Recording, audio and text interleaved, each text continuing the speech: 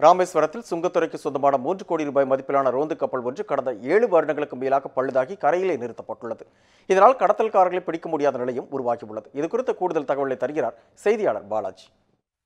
கடத்தல்காரர்களை கண்காணிப்பதற்கும் கடத்தல் சம்பவங்களை தடுப்பதற்காகவும் மத்திய அரசால் ராமநாதபுரம் மாவட்டத்தில் உள்ள சுங்கத்துறை போலீசாருக்கு சுமார் 3 கோடி மதிப்பில் 3 ரோந்து கப்பல்கள் வழங்கப்பட்டு 10 வருடங்களை கடந்த நிலையில் அது ஒரு தடவை கூட கடலில் ரோந்து பணியை மேற்கொள்ளாமல் காட்சி பொருளாகவே தான் இன்றைய தினம் வரைக்கும் இருக்கின்றது.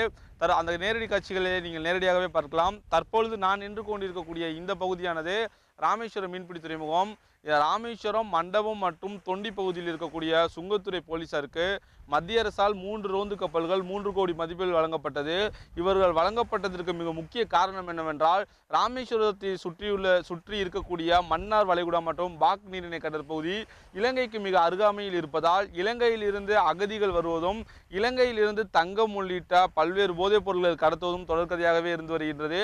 கடந்த 10 வருடங்களாக ரோந்து கப்பலை பாதுகாக்க தவறிய சுங்கத்துறை அதிகாரிகள் இனி எதிர்வரும் காலங்களில் அவற்றை முறையாக பராமரித்தால் மட்டுமே தான் கடத்தல்காரர்களை கண்காணிப்பதுடன் கடத்தல் சம்பவங்களை தடுக்க முடியும் என்பது அனைத்து தரப்பினரின் கருத்தாக உள்ளது. ராமேஸ்வரம் மீன்பிடி துறைமுகத்திலிருந்து ஒளிப்பதிவாளர் நிஜாமுடன் பாலாஜி, நியூஸ் 7 தமிழ்.